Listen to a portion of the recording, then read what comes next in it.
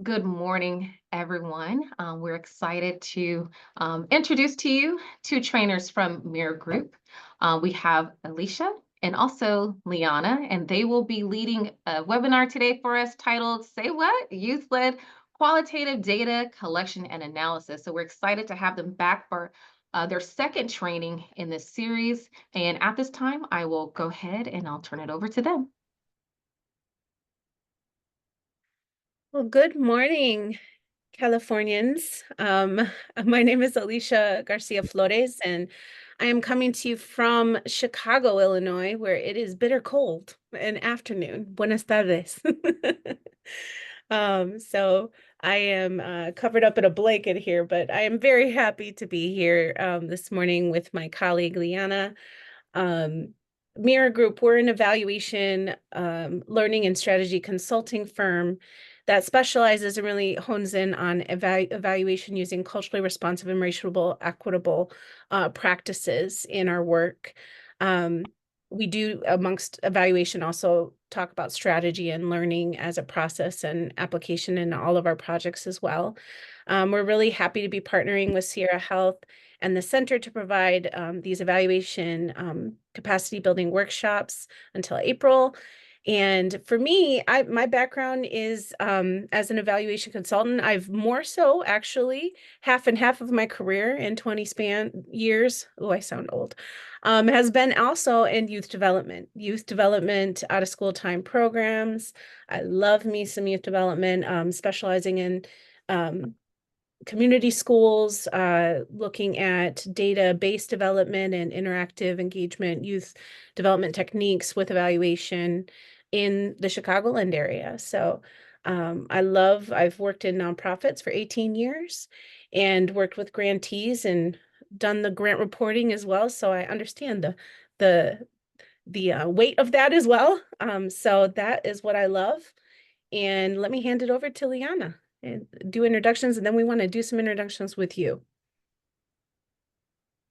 Hi, everyone. I'm Liana Casey. I'm a senior research and evaluation assistant with Mirror Group, and I am based in DC. So not as cold as Chicago, but we're getting there.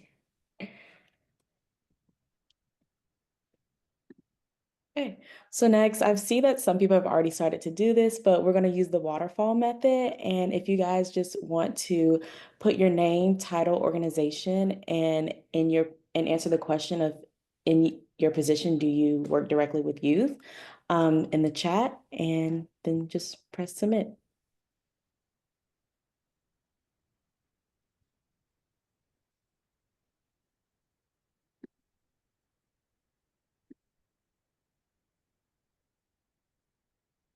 Welcome. I think I saw, was it Cayenne Group?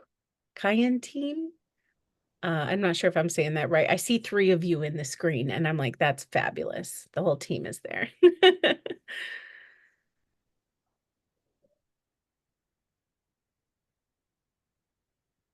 Some of these nonprofit names or program names are fantastic. Thank you. We have so many people in here today. Oh, 119.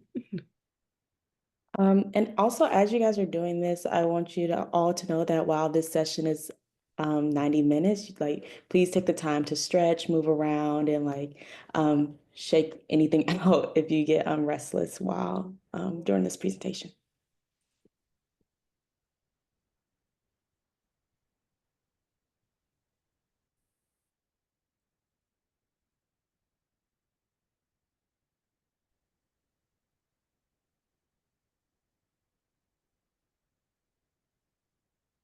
Welcome. So many people in here, and youth workers, mentors, program managers, half and half,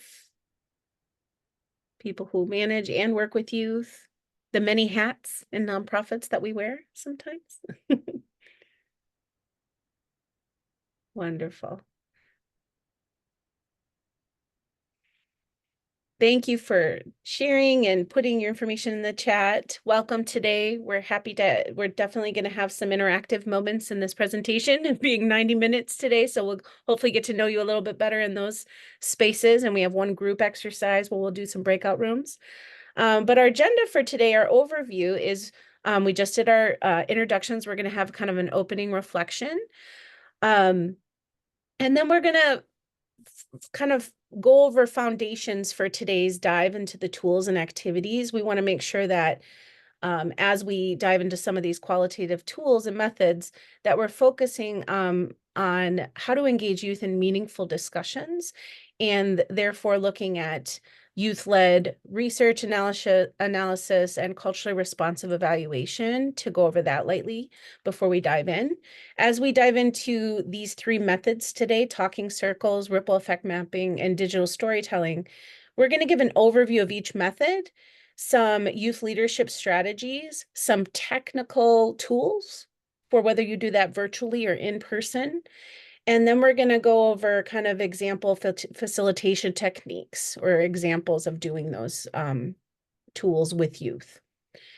So, and then our next section would be on transforming that data into powerful stories. And then we're going to touch upon organizational capacity building. Throughout the presentation, I just wanted to say too, there will be links with resources, and you will get a PDF of the presentation afterwards to go into those resources. Go ahead, Liana. Yeah, so now we're going to start off with our first interactive activity. If you guys are able to, feel free to scan this QR code, and when I switch over to the next screen, you'll be able to go to the website and enter a code as another participation option. But I'll leave this up for a few more seconds and then switch screens.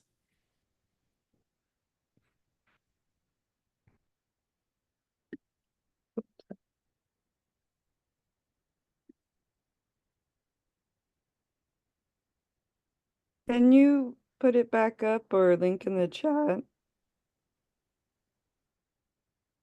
Yeah.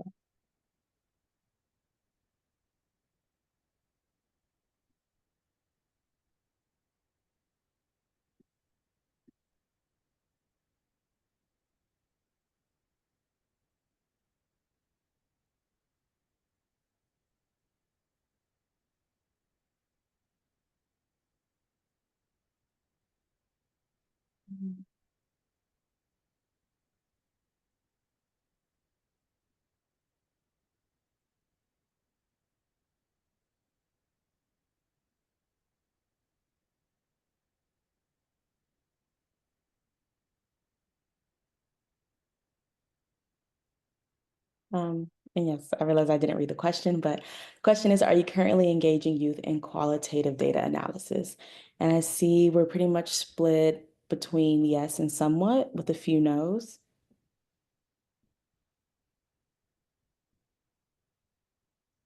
All right, take a few more moments to answer this question, and then we will move on to the next question.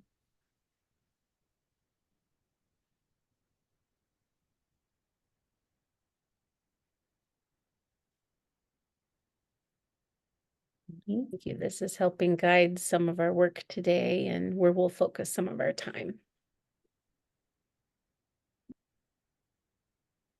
Now, our next one is rank which qualitative data collection methods you're most interested in learning about today.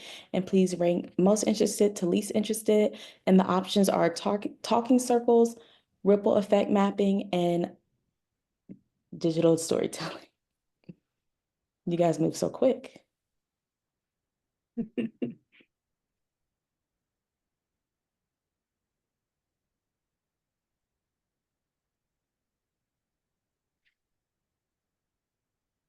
Oh, I love it. They're at least everyone's interested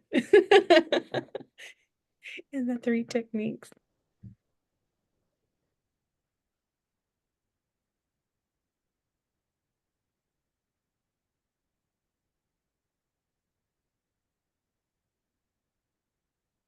Ugh.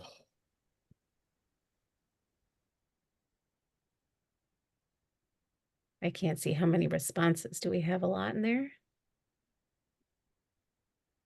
I'm actually not sure how to see the number. of Just responses. the ranking. Just the ranking.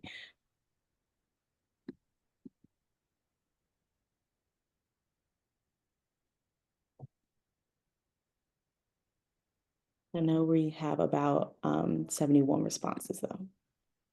We got some answers in the chat too. Perfect. Right, responses are slowing down, so I'm gonna take us back to the presentation.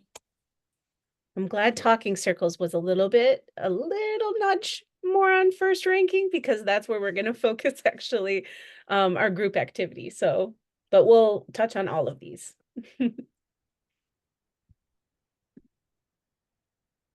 Thank you, Liana.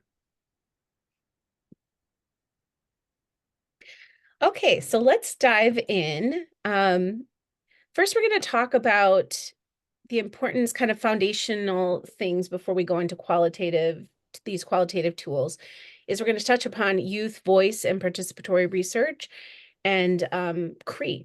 So youth voice, and if you saw our last webinar, we went over some more depth to youth participatory research and evaluation, as well as CRE.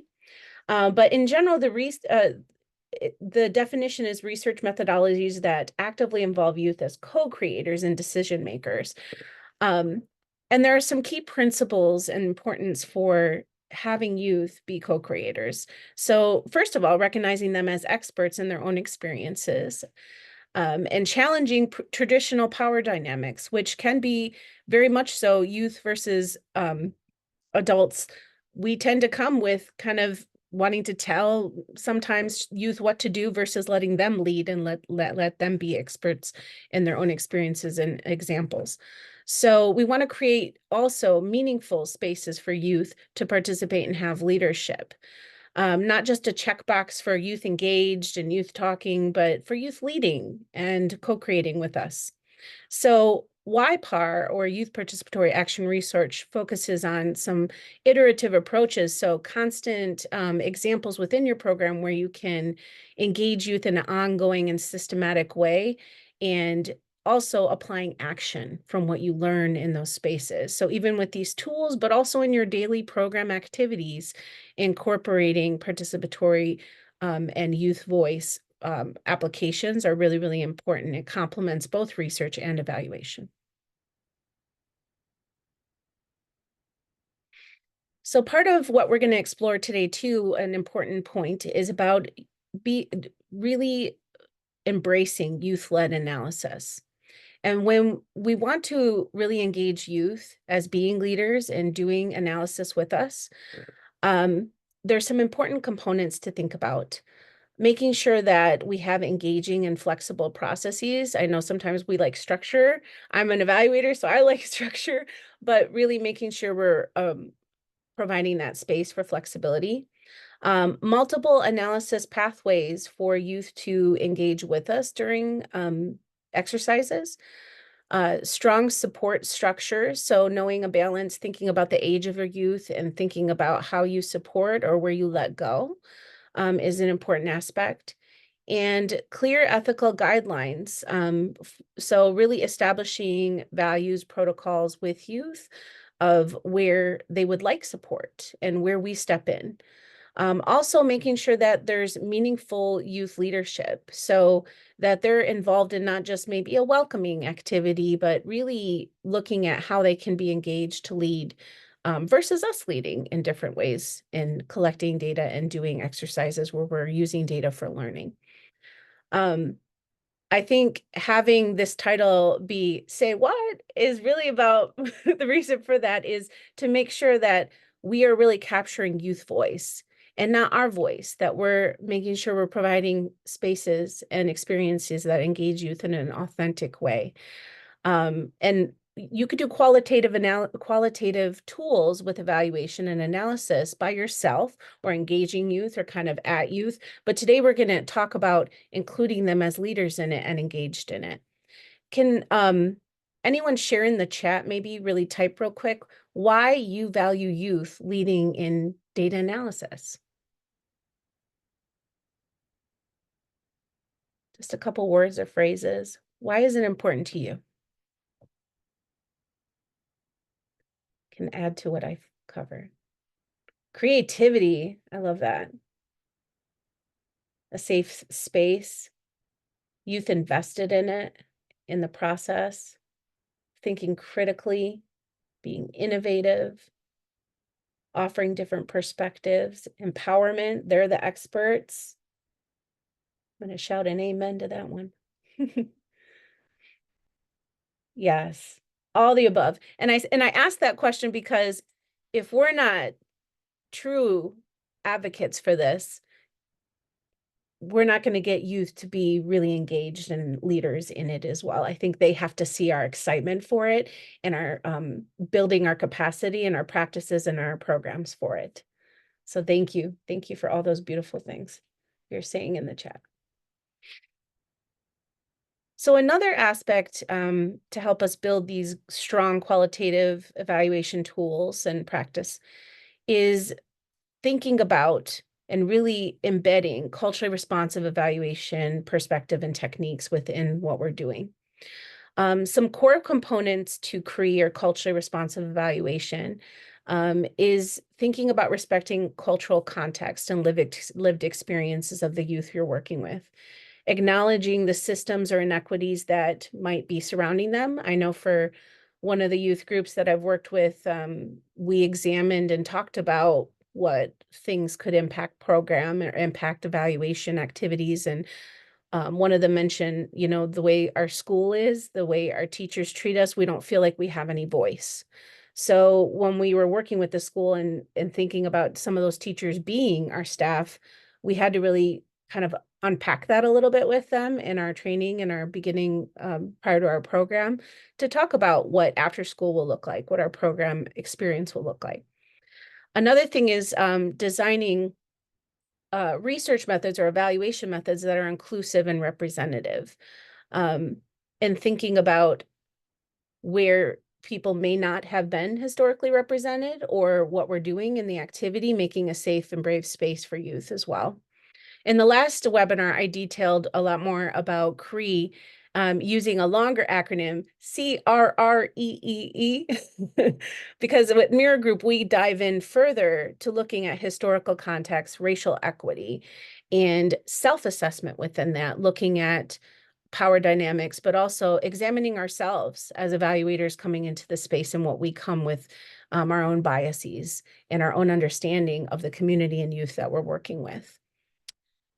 So youth CREE, youth voice and CREE are foundational things that are really important to this work because it makes sure that we as adults are also making youth the focus and them determining the story of the data. Okay.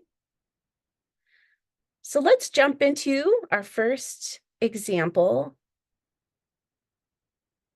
which is talking circles. I love talking circles. It sounds so simplistic. It can be so simplistic, but it can be really complex and really awesome data that you get from talking circles too. And just a great practice in your programs.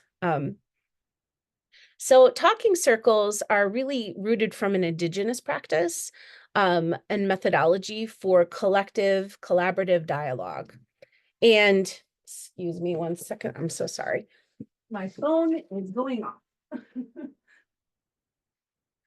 Apologize, I was keeping it away from the computer and then it went off, of course. So talking circles are providing that safe space for others to share thoughts. And the context for it is really respecting different perspectives, really listening and sharing and having some structure to it, but definitely it is a circle that you're supposed to put with youth. And it's a little bit different from a listening session, if you've heard of that term or that practice, where you're active listening with more, probably more structure and guided discussion. This one typically lends itself to having maybe one or two big questions, but really a back and forth and for youth to hear each other's perspectives. So some key characteristics are the circle arrangement, symbolizing equality, no one in front of you, behind you. We're all in this shared space together. structured speaking protocols, an emphasis on deep listening and respect, and culturally grounded communication approaches. So one of the tools that I love, I think that has a nice visual, but also some resources. If you want to click on that, Liana, the Talking Feathers example. Let's see if you can get that one, sorry. So here's a visual of a circle, and this shows, along with the visual down below, there's a medicine wheel and some values and some information on the indigenous roots of where this comes from. There's an emphasis within Talking Circles on respect, thankfulness, community, interconnections, voices being heard. And there's a lot to building the welcome activity, establishing values, speaking rules, and really understanding where this comes from and what kind of space we want to create together with youth. Okay, let's go back to the presentation. Okay, next slide. So within Talking Circles, having some youth leadership strategies is really important to engage them as leaders in it. You can do that through helping them develop the discussion guide or the questions, the deep questions, the flow of the activity, what would make it inclusive for participants in the space or their peers in the space, having them develop some prompts for conversations, and designing a welcome and closing activity for the circle as well could be some strategies for youth to lead on. Some tools, whether it be virtual or in person, with Talking Circles, depends on the space. I think the time that you have, the youth, their age and comfortability with using technology platforms. You can use a lot of these platforms for the actual collaboration and putting stuff on a board, or the recording and transcripting of some of the discussion. But typically, I personally like to just do some notations up on a whiteboard, a dry erase board. As youth are talking in the circle, other youth can be notating words, phrases, quotes up on the board as they're talking, and or using some of these tools. One that I like to use if I'm going to do something interactive is Padlet. And Padlet allows youth to engage, and they can get on a tablet and or their phones and do things and contribute, or somebody can contribute what other youth are saying. I like to have youth notate things in these Talking Circles because they're also better at capturing their peers' dialogue than I am. So there's some great tools in there. Ultimately, I think it's important to ask youth what they're comfortable with as well.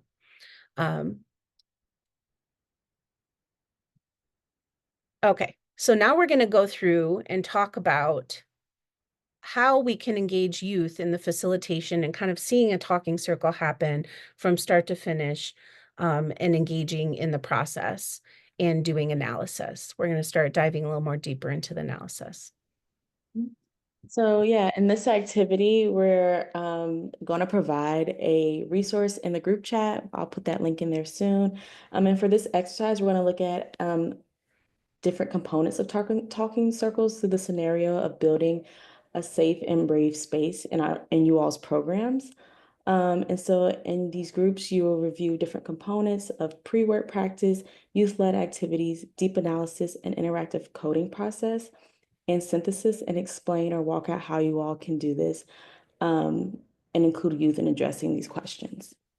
So I'm going to show you all the resource guide for your reference, as well as put the link in the chat. I just put the link in. Oh, perfect. Thank you. And then when you scroll down a couple pages, it is on not sure which page this is, but yes. Oh, and you all won't be able to edit it. It's just a chance for you all to like look at, and you can copy and paste it if you want. But just for your reference at this moment, and the resource guide will be shared later.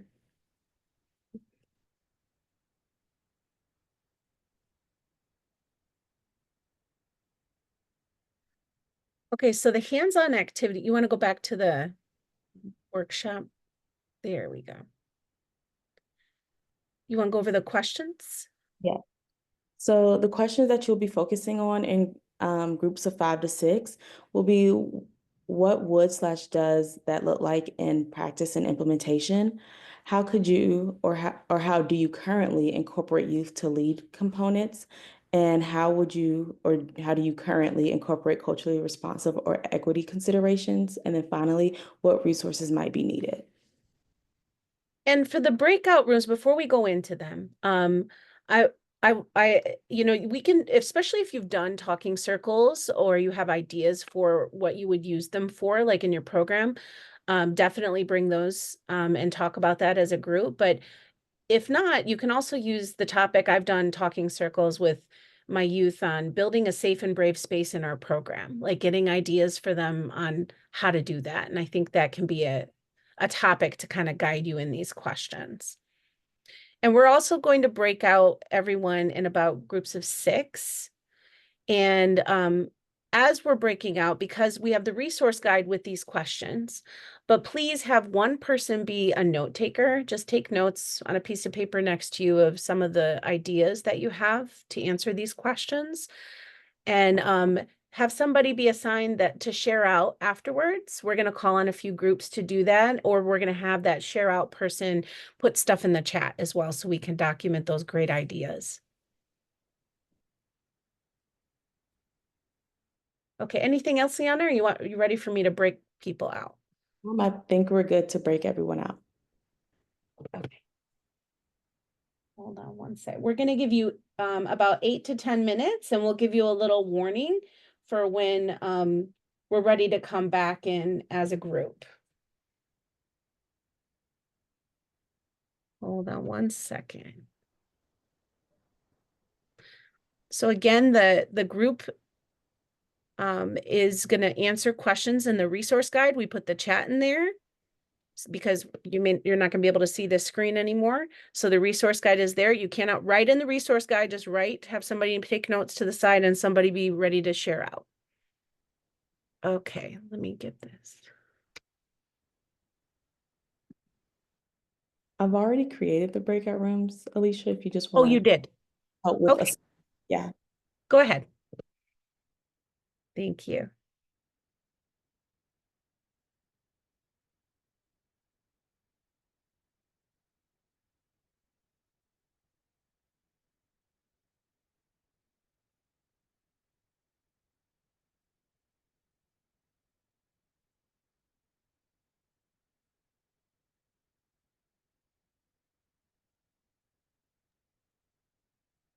I don't think I see them, Liana.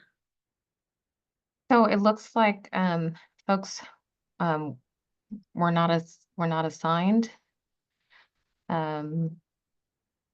So I think we should maybe close and Yeah. redo it. Okay, I can support with that.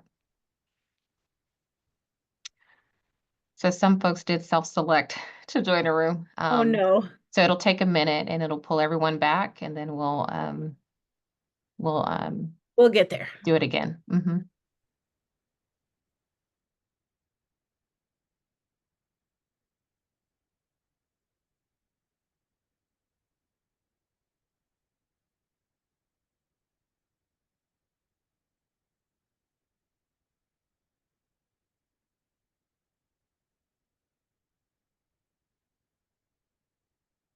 Can we close the breakout rooms?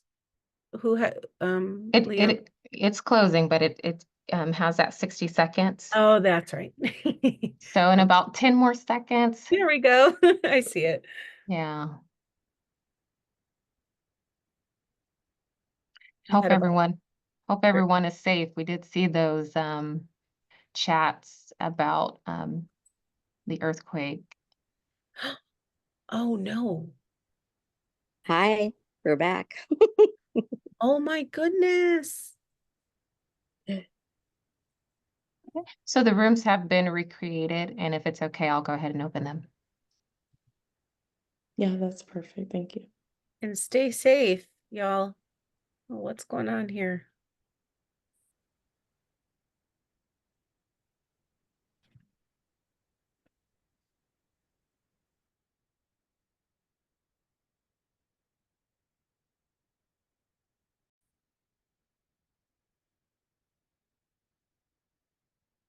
You want to go back to the questions though, slide.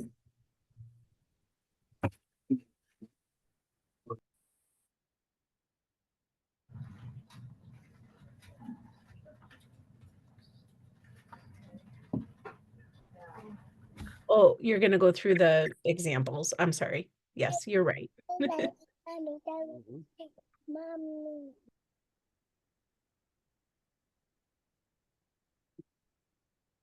Welcome back. Looks like we got people joining back in.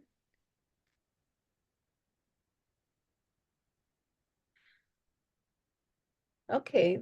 Hopefully you had some great discussions, got to know each other a little bit more, or maybe some familiar faces. Yeah. Oh, not enough time. Oh, literally they needed more time. I know. I'm sorry. Having some good discussions.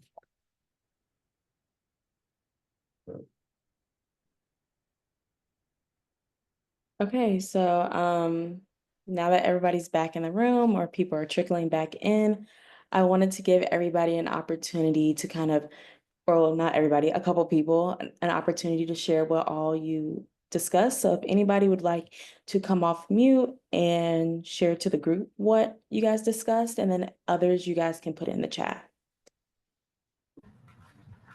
Okay, I'm from room 12, and I was in the room with, first of all, my name's Audrey Williams from Champs for Life, and I was in a room with Native Dads, Joshua of Native Dads, and Amanda from Roots out of Oakland, California. And what we discussed, especially in regards to practice with youth discuss and role play, I love that Native Dads talked about a lot of our kids and youth, they're typically shy, but Native Dad gives them opportunities to lead the prayer and to teach the Native songs and give the youth to the opportunity to do that, to initiate that. And Amanda shared that it's important for their organization for you to write the questions to be discussed. And so I thought that was very key. Also, here at Champs, we discussed how we have a men's group. It's men's and youth, young men, every second Saturday. And so, what we do, because as Joshua said, they love activities, that's when you see the bursting personalities come out. So, we take that activity and we find our leaders and we find those that would like to bleed within the walls and just kind of shrink back.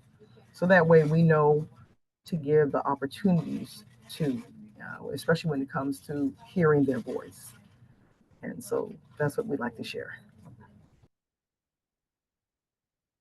Thank you. Leanna, you're on mute. Sorry. Thank you so much for sharing. I know we see a few hands. I don't know if we have time for the Yeah, call. we have, yep, a couple more. I will feel free to unmute yourself, or I'll start. I can unmute. Yeah, go ahead. I think Ramona, you have unmuted yourself. Yes, I was in a group, I don't know what number it was, but I was in a group with Isaiah and Yvonne. And also some other gentleman, but I can't pronounce his name. Anyways, we felt Isaiah was working directly with youth, and I work indirectly with youth. I do more of the grant writing and accounting. However, we both were in agreement that peer-to-peer youth advisory teams work really well. Our youth advisory team, and she seems to connect with the youth in the group, and so they're open and for discussion, and when they talk about topics, they're not shy as far as their response. And we felt like if there was an adult leader in the room, that they would be a little bit more suppressed in their responses to the questions that were asked or any kind of feedback for their topics. So it works really well to have peer-to-peer. And then also some of the youth have had bad experiences with adults. And so they're a little bit hesitant as far as the trust goes and being open and honest in regards to their answers and discussions. When they talk about maybe some gaps or maybe some needs that they need to as a group and in their community. So Isaiah, did you have anything else to share? Oh, yeah, I think that was a great summary. I think, yeah, just really empowering young people to be effective leaders, and not leaders in power, but leaders in care. And really centering that that's what their role is to be a leader of care for their community, not to hold power or to make it over anyone. But yeah. Yes, thank you so much for sharing that. And then one more person, Yaya, you can unmute yourself.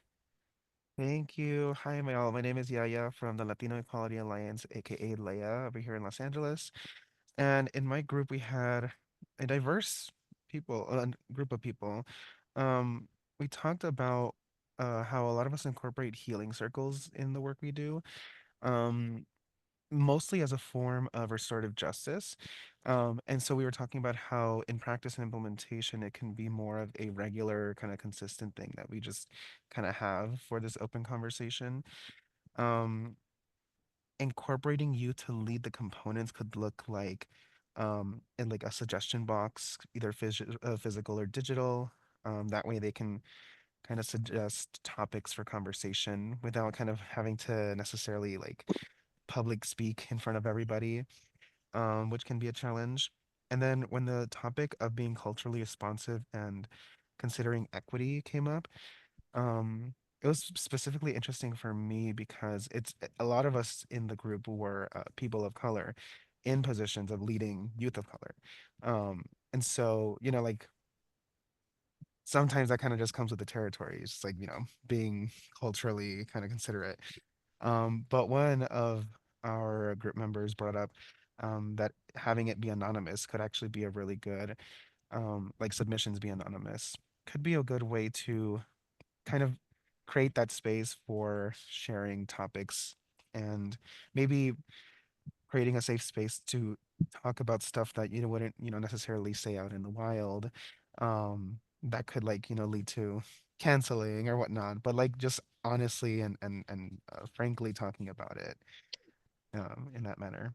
So yeah, that's kind of the that we discussed. And if anyone in my group would like to share too, please. I think Victor, did you come? Oh yeah, I mean, I raised my hand because I love what Yaya said, and Latino Equality Alliance, Leia, is such an amazing community partner. We're both based in LA. We're both LGBT orgs that work with communities of color. I was in a group with Maria Diaz from the Central Valley and Jesus Escobar from Children's Hospital and two other peers who are having technical difficulties. But I feel like a lot of that what Yaya just shared really resonated with me about how we're able to create that like support for youth to also like be those experts, right? Because a lot of times like they're not granted those safe spaces. I feel like oftentimes like myself working specifically with like queer and trans youth of color, I think the LGBT community like we're naturally a very intergenerational community, but then even within our intergenerational like intentions, like there is always still kind of like a little bit of gatekeeping, especially for like the youth. And at least for like some of the topics that we focus in on trying to address with our youth, whether it's like inclusive sexual health education, harm reduction, overdose prevention, I feel like sometimes the youth get intimidated because they're not labeled as quote unquote like medical experts, as many of us are.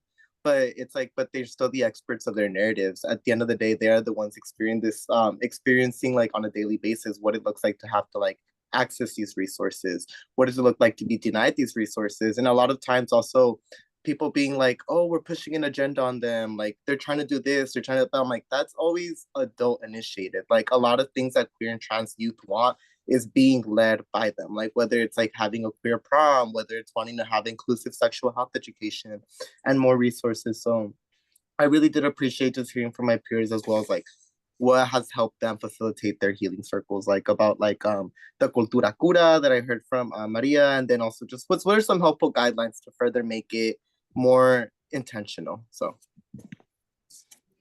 Thank you for that. I love that. Also, like the creativity you mentioned, Yanya, and like different ways to be anonymous. If you know the temperature of your youth that you work with and the community that you're working with, so finding unique creative ways for them to have that brave safe space in there and have options to document what's going on. I've also like, let's pause for a minute. Here's some questions the youth and I came up with. First, let's look over them. Would you add or change any of these questions before we get into discussion? So there's different things you can do there depending on your community, the age of the youth, lots of factors. So thank you for those examples.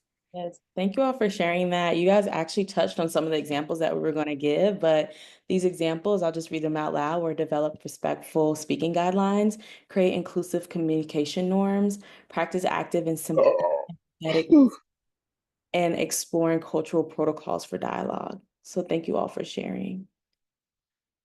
And then you guys kind of touched on this one as well, but for talking circles for youth-led activities, these were also some examples. If you guys want, you can feel free to put some of this into the chat as well if you haven't already.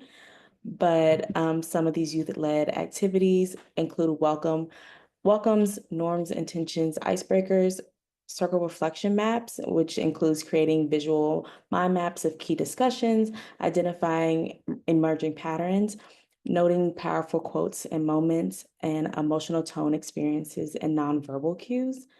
And regarding theme development, youth can generate their own coding categories, create youth-friendly names for themes, and design visual symbols for different types of insights.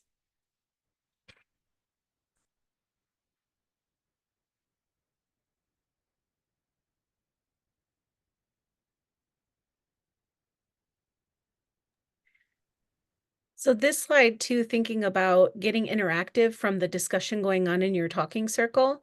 Miro, I'm thinking mirror group, excuse me. Miro is a great tool if you're going to use some visualization tools to kind of take what youth are saying and whether it be quotes, phrases, main points, verbal, nonverbal cues, you can put them up on these stickies like you would on a sticky board or writing. And then color code afterwards too with them. I think there's a great resource in the slide. Tag Crowd is also another interactive tool to use, whether in person or virtual. And I've also done it where we've taken themes and then moved to tables and really wrote them out and use interactive pieces like strings or cars or other manipulatives to really let youth use their own words to theme and make patterns and connections amongst like what was said in the group to really walk away with the story of what the youth think they like, say for example, those safe and brave space, what would create that safe and brave space for them. So if it's like the actual physical space or the type of language we use, the values we hold, like, so it can get them stirring amongst each other more examples as well.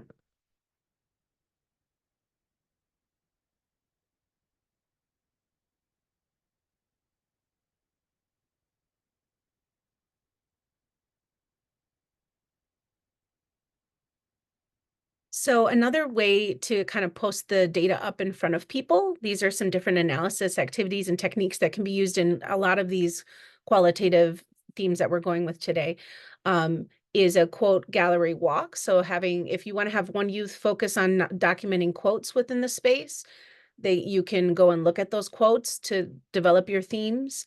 Theme sorting is really just taking what youth are saying and starting to kind of put them into categorizing or coding to get to themes. Pattern recognition games, or even a story arc map of like, now that we have our themes, what's the story that we're telling like in this group? How are we connecting, all these parts? How do they work together? I personally like old school sticky notes for a lot of these too. I'm saying to have it manipulative and to have youth walk and do it and you not have to facilitate it, it's really great to let them sticky note and move things. And some of those themes could be repetitive too. So they might create a sticky note with the same word that goes in multiple theme categories too. Okay, we can go to the next one. Sorry, I moved too fast, Liana. You're gonna have to click through those.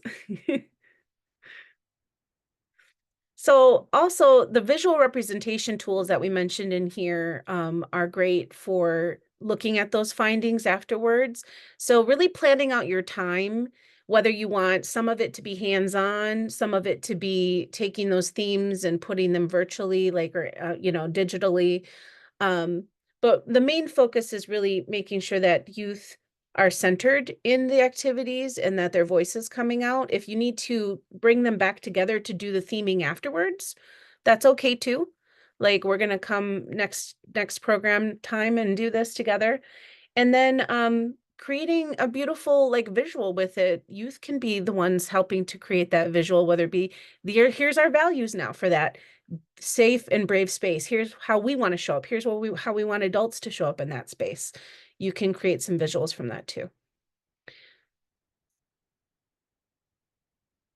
Okay. So now we're going to go into talking about ripple effect mapping. But before we do, I No, want to ahí make sure. déjame porque Cristian tiene una acomodación. Ay, Dios. Yo voy a contestar en español entonces. Ah, thank you. Okay, so we're gonna move into talking about ripple effect mapping example.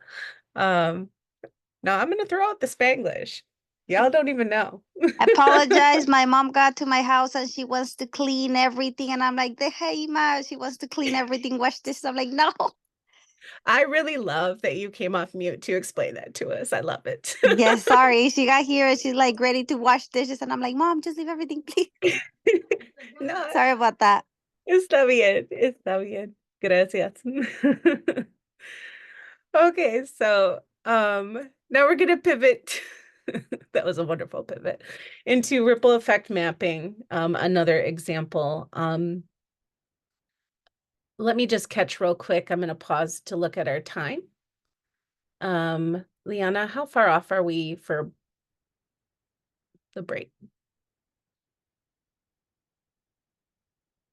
1 second, I'm checking. We are we 15 minutes off? I think so, yes. Okay, I'm going to encourage everyone to, if you need to stretch or walk away for a minute, do so, but we're not going to have time for a lengthy break because we're running a little bit behind. So perdóname, forgive me. But we're going to hop into ripple effect mapping. So this methodology is a visual participatory method for understanding impact, ripples, if you will, how things connected. I love ripple effect mapping because it's a beautiful way to make meaningful conversation and to really hone in on effects and impacts of whatever the topic be. And especially to kind of unpack complex issues, social justice issues, let's say, your youth leadership program. It's a great way to ripple effect mapping, sometimes people have called it mind mapping. There's nuances that are slightly different with this, but it really examines the broader cascading impacts of a particular intervention or event. So that could also include, what I love about it is intended or unintended consequences across different stakeholders within that system or that program. So it generally can explore a powerful question. When you do ripple effect mapping with youth, I like to have them think about that question and write a response narratively, take a moment to really document appreciative inquiry, really thinking about, like, if the powerful question was about the impacts of the program, that like, what did you really get out of the program? It needs to be a little bit more like a beautiful question than that. But really just thinking about exploring that question together and mapping out impacts in a kind of consistent way.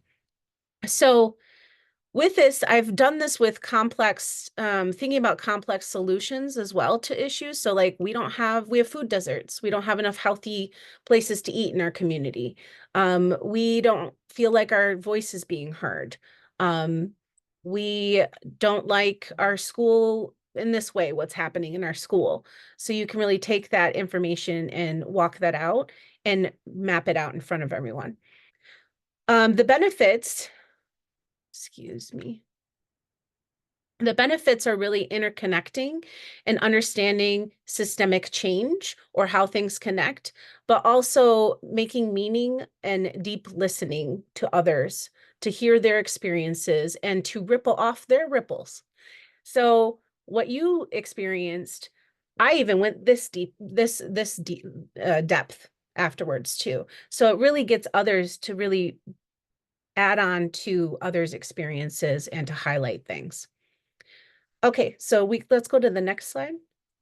So in having youth be co-collaborators and doing a ripple effect map, literally taking a piece of paper, taking a whiteboard, mapping out their responses and kind of doing lines to other responses. There's a mapping visual that you can use. I'm going to show you some examples, but that's kind of the essence of it. So you do want to make sure that you have multiple facilitators, especially if it's a bigger group, that you group kids into, groups of 5 and have somebody notating things on a board. You can have one of the youth doing that as well as a co-leader in there. But what you want to start with is as youth, as co-researchers in the design, they can be actually mapping, they can be helping develop the question, the powerful question. They can be visually representing the strategies, and they can help interpret, like, how are we going to guide you through this activity as well? So some tools for, for doing this, I think I always go to my old school. Let's map it out on a big giant piece of white paper, but also a whiteboard, because it's a nice way to manipulate and look at, or sticky notes to manipulate things. But there are some really great tools here, and there's links to all of these that you can look at afterwards. I'm not going to go into depth on this for time's sake. But let's think about the flow of what a ripple effect session would do with youth. So if you're really engaging youth as leaders, you want to start by thinking about the pre-mapping, kind of what you would do in the space with youth. So a workshop with some youth leaders on what we're going to do to walk out this activity.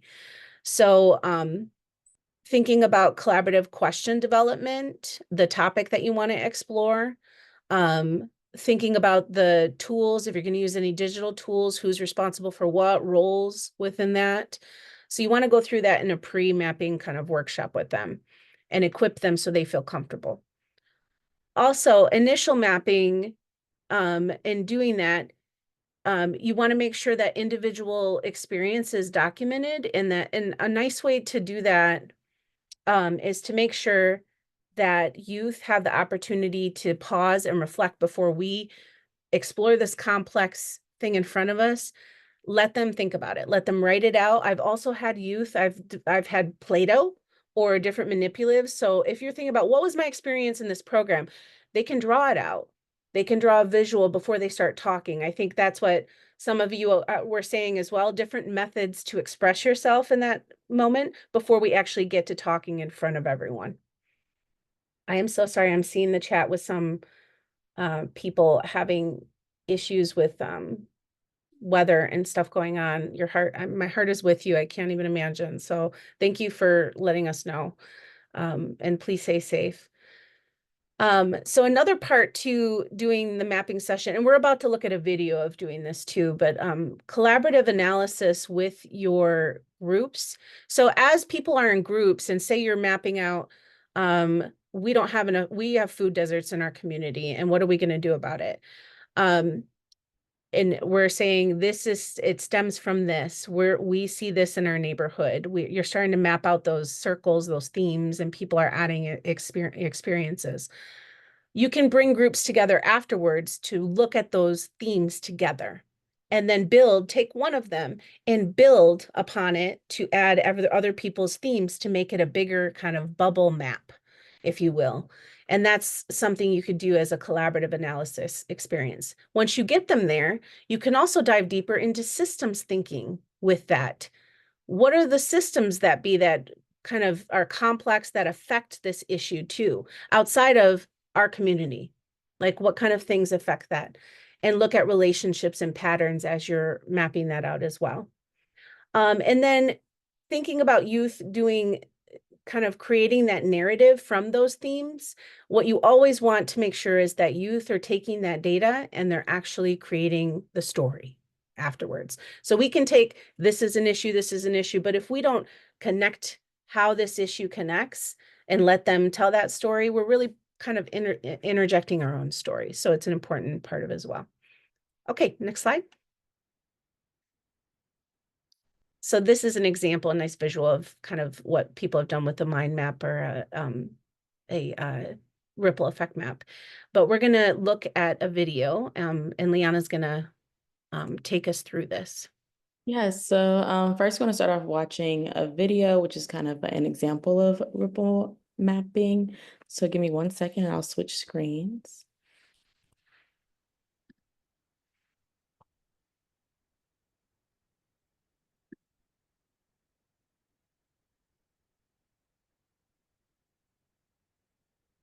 I think I shared the audio, but please let me know if you guys can't hear it.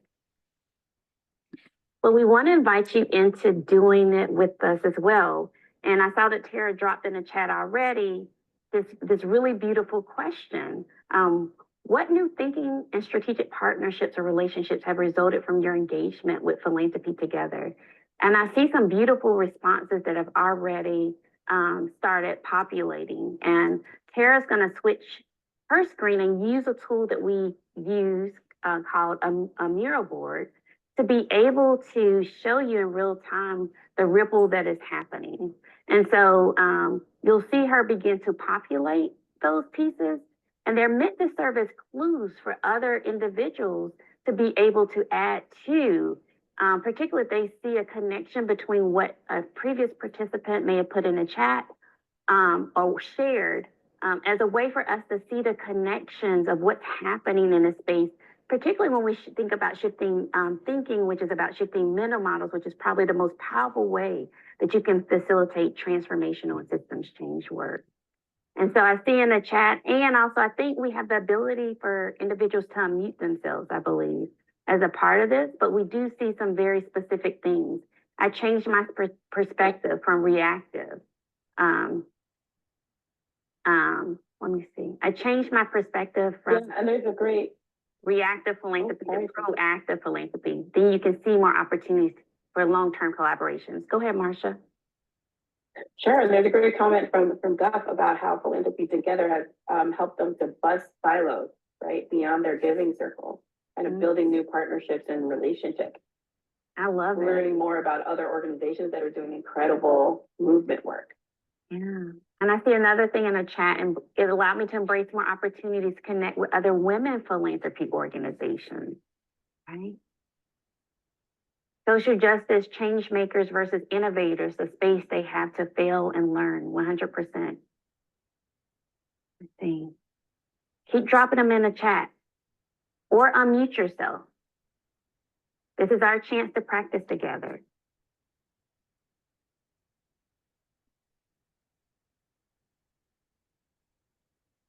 How has Philanthropy Together impacted your work relative to your thinking and your partnerships or relationships?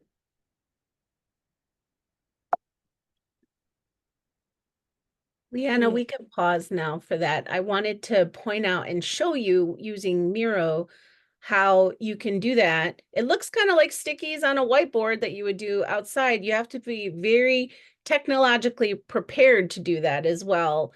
In the color coding and moving around of things to help find connections and patterns in there as well is really great. We had a couple questions there first, Liana. Yes. Sorry. Let me.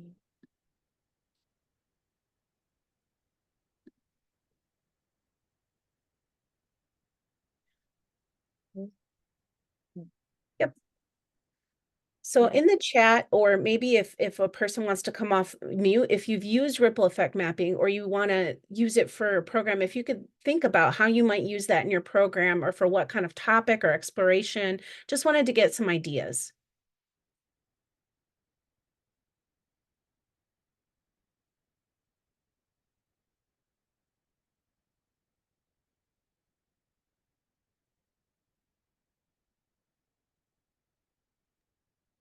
If anyone wants to come off mute and share how they might use it, go ahead. I think I hear someone. Hi, this is Ana Andrade with Invest in Me. I'm just trying to still kind of wrap my head around around this technique. So I was just going to ask you if you have like a template that I could see and be able to just get myself through it, because it sounds similar to other ways of just capturing, issues, right? Where you're documenting and clustering them together. So I'm wondering how different it is from anyways, if you have that, that would be great. Yes, there's some links in here to some actual visual maps so you can see how they got put up and themed based on a question. But I think one of the main things besides just thematic analysis that comes up in ripple effect mapping is from this stemmed to this, stemmed to the kind of seeing kind of cause and effect things, but also intended and unintended results because you're doing it in lines and because you're connecting things amongst a group of people. Anyone else? Let me see, Kira? Hi, I'm Kira from Time for Change. I use Miro, so I like everything digital and I like to be able to retain it. I am an 80s baby, so I have a much appreciation for the paper. But a lot of times when I'm working with people that are, ages 16 through 24, which is the age bracket that we serve, they're not interested in paper at all. So I try to do something that would make them interested and feel like they're a part of it so they can use their phones, their computers, and we're all on the same board together and they're just throwing it up there. So it's really helpful when we're in that group setting to just throw the ideas up there. It's very organic and it's safe for them, because if they had to stand up and go put a paper up like we used to when we were younger, I don't think that they would engage as much. But when they see the screen and they can just throw it up there, it gives them the autonomy that they need to still be engaged, but separated enough where they feel safe to keep doing what they're doing. So that's my 2 cents. Thank you. No Real problem. quick, Reagan, if you want to, hopefully I'm saying that right. Reagan? It's a really good visualizer, and it takes away a lot of preparation to do something like that. So I think it's a really good resources to use for if you want to do something like different for the youth. So I think that's really good. Yep. Thank you. And Ahmad, one last quick comment. Hi, thank you. For me, I was thinking I could use some of these frameworks and like thinking tools for aligning strategy, like identifying different frictions. It could be in terms of like participant report back or even internally, looking at process and workflows and optimizing those. So definitely I would apply it there. Thank you so much. We're running a little bit behind. I appreciate all of your examples. Those are great examples. We're going to lightly touch here on digital storytelling. This one is using multimedia narratives, combining audio and or video, and about personal storytelling. So this is a little bit more individualistic, or could be group worked on, but I've used this more in individual kind of youth telling their stories through recordings or visuals and recordings. But it's really a great engagement strategy. You have to think about what youth are comfortable with in digital platforms and familiarity with those, providing some training. And it's also a technical skill and can be incorporated as a full program in your youth program, as far as editing, multimedia, and creating skill sets within youth to do it as well. We're going to move on to, actually, I'm going to skip past this slide and the tools as well, so we can get to a little bit more of the meat. Oh, I'm sorry, go back. I'm so sorry. Go back one more. There we go. Sorry. In having youth help with digital media, I wanted to give a few examples, and I do have some links in here to some very cool programs I've worked with in Chicago in storytellers programs. Is that there are really cool ways for kids to mentor other kids and build skill sets within digital storytelling, to really develop your narrative, your discussion, your flow of what you want, say your video or your story, your voice to describe like about, let's say, your experience, particular experiences. Youth in using digital media, I think it's a really great way, just like if they were to get up on a stage, to actually figure out what story they want to tell, but what comfortability, what platform to use to do that. I had a Youth Beats and Streets program, and although the program focused on, how to become, basically they did DJing, they created music, but they also had, they had a tattoo removal program as well. So they did that, and they had tattoo removal.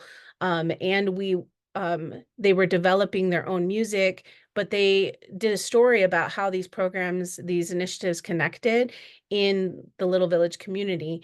And it was really amazing for them to tell the story of the skill sets that they gained, but also the background of why it's important to have tattoo removal for these youth.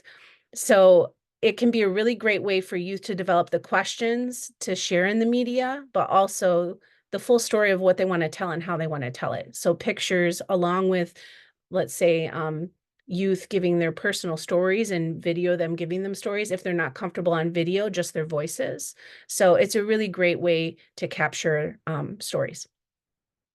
Okay, now let's move on into talking about transferring those stories, that qualitative data into stories. Just a few tips on this, because I know we have some storytelling resources and full trainings that the center and Sierra Health are doing on storytelling. I just wanted to touch on it in terms of these tools that we've reviewed today. So as you're moving toward developing narratives and stories with this data that you collect from these tools, it's important to honor, as you're documenting things and creating codes and themes from these stories, to really think about honoring the complexity of the story that you're getting, the participants' experiences, centering them. These are just a few tips to challenge dominant narratives. So ensuring that what the youth are saying, their truth is coming out through the stories. Also, kind of making sure there's a collective understanding amongst the youth of what they want to tell in those themes. Let's move to the next one. So one way of doing this, and we've talked a lot about this today, is thematic, kind of coming up with themes and categorization, connecting individual stories and to becoming collective insights, really working with you to kind of agree to disagree, but also come up with the language and the points that they want to and then the story they want to tell with those points. And there's some definite resources in here about thematic coding that I would love for you to look at your discretion afterwards, of how to do that with youth. Also, as you're kind of creating themes, really honing in on, and this has to go with equity and culturally responsive evaluation, is systems within your storytelling.